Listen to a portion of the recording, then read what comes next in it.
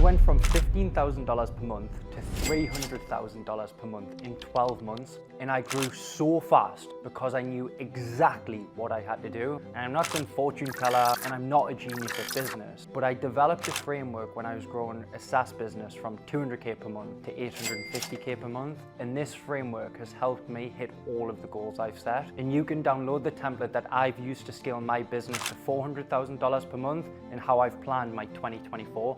The link is in the description. You can download it for free. You don't need to give me your email address or anything like that. It's totally free. I shared this with my friend Sven, and he went from being in debt, overthinking everything, literally had no confidence in himself. He's now making $60,000 per month in his own business. And my other friend Elizabeth, she's able to leave a depressing 9-to-5 job and replace her whole income and set up her new business. And I am and they're living the life that they planned for as we go after more of what we want. And by the end of the video, you'll have the exact framework that I give to them and the one that I use myself every single day. So first, we need to identify exactly what you want. And the more specific you can be with this, the more likelihood you're going to be to achieve this. Most people operate without a North Star, so they can't make effective decisions to serve them. Doing this helped me gain the confidence to leave the good for the great.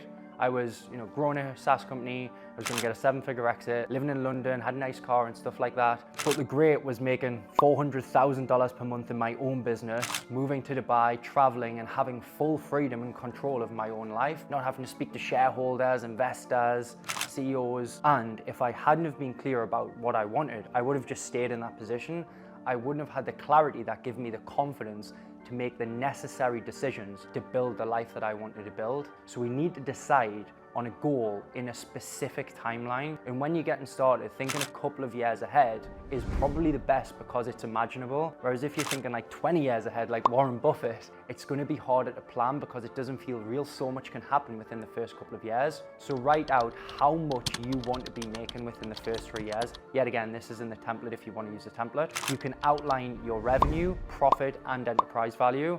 But if that's kind of too detailed, I would just keep it simple and just outline how much profit you want to be making. That's how much money stays in the bank account after all the costs. That is the most important thing whilst building most businesses. Then do this for year 1 as well. So get really specific on where you want to be by the end of the year, 12 months from today. Now we want to get clear on what's important to you and no one else. Because if you do this for you and yourself and you achieve what you truly want, instead of doing things that everyone else wants you to do, you can then be there for others. So you have to be selfish to be selfless. Let's say you want to support your family and be there for them, but if you can't even support yourself and you're not happy in yourself, let's be real. How much are you going to be there for them if you can't even be there for yourself? And at times, I made this mistake. I was putting my own needs second. I was thinking about, what others would think. Does it make me a bad person if I'm always thinking about me? And that held me back. And now I just do what's aligned with me. Now write down the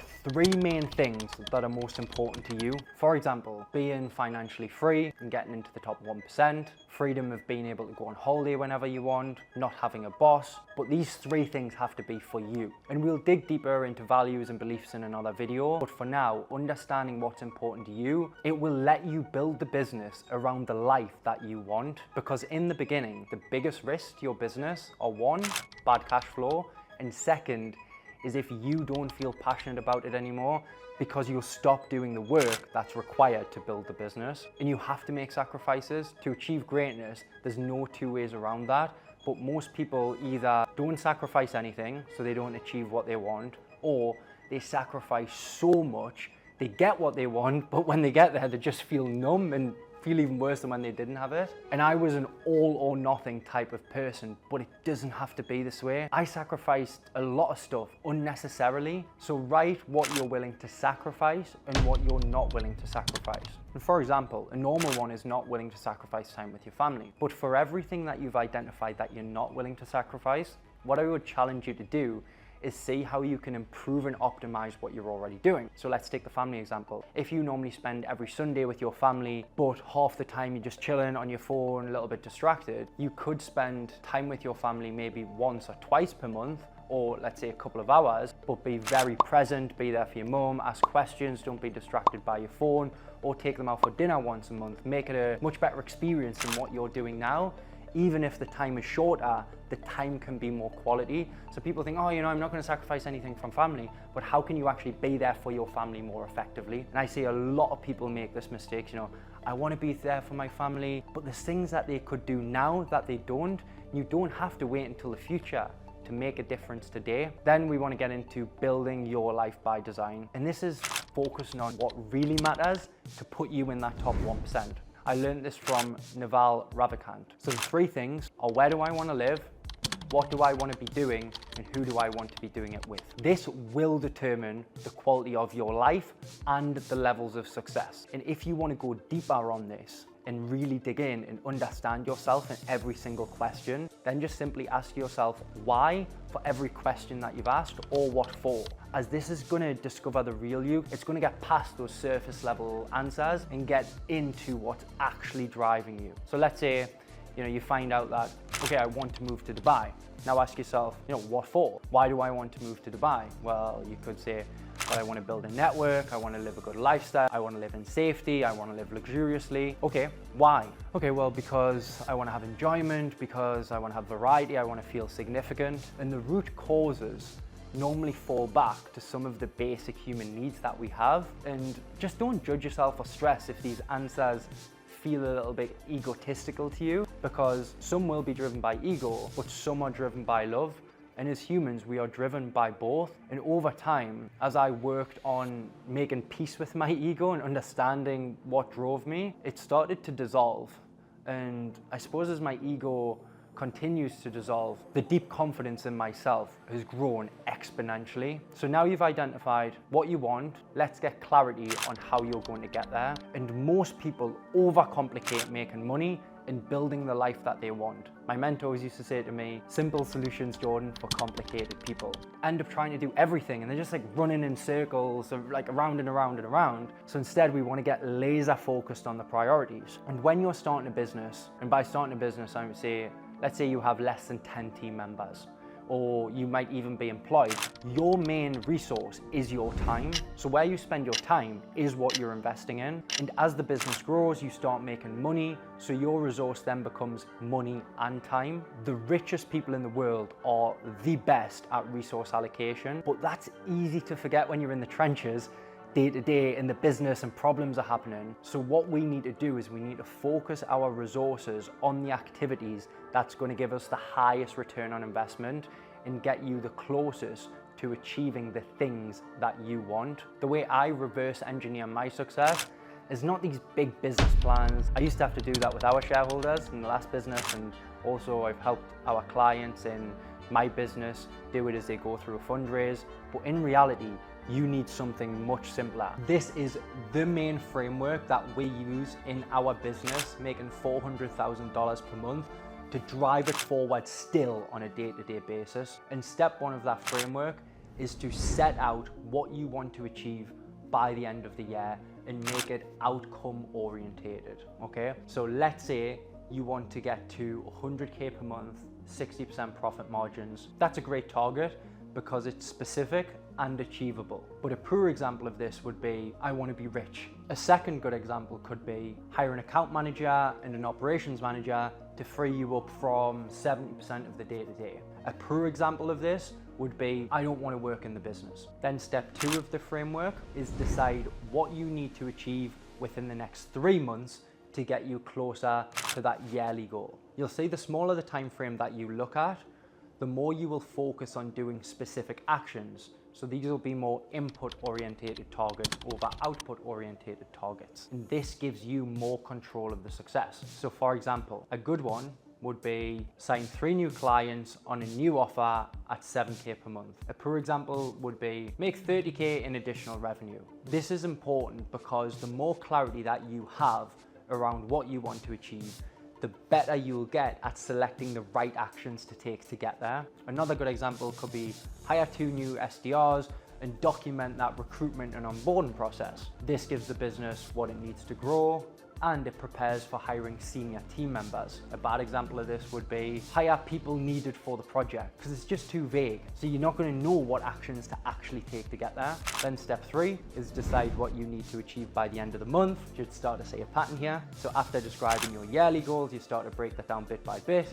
And again, this is just so easy to control. A good monthly example would be validate the cold email process and book 10 new discovery calls. Yet again, it's specific about what we're doing and it's specific about the outcomes that we want. Validate the cold email lead gen process by booking 40 new discovery calls. It's very specific and it's very achievable. A poor example of the same thing could be send new emails to prospects.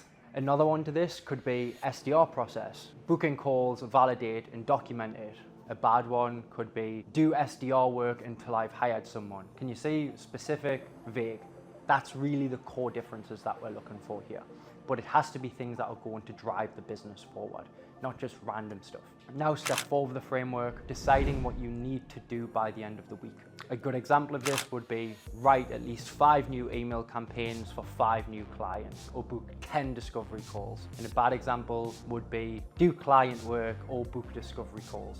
And then the last step of the framework is getting clear on the actions that you're taking every single day. So for example, this could be create a monthly action plan for one of our clients, or write 10 new scripts and launch campaigns, and write how many hours each of those is going to take you and block that out in your calendar. Setting the North Star allows you to see what's needed to drive the business forward. This increases your likelihood of achieving the business goals because you have the clarity that gives you the confidence to take the necessary action. And of course, as the year develops and things happen, you might change your goals. So what I do is I review my yearly target every quarter. I review my quarterly target every month, monthly target every week, weekly target every day. And this goal setting process ensures that you're always taking the right action. And I used to get very impatient, and my mentors used to say to me, Jordan, if you do the right things will happen. Because when you think about it, the only way you don't succeed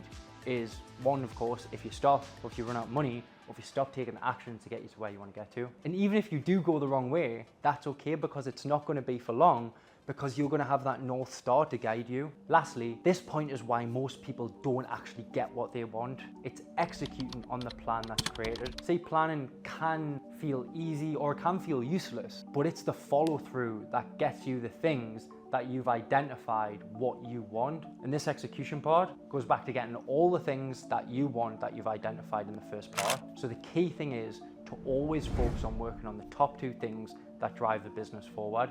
And if you don't know what they are, ask yourself this question: what's the one thing that would help me get my business to the next level? Then just focus on that without second guessing yourself. If should I be doing this? I could be doing that. No.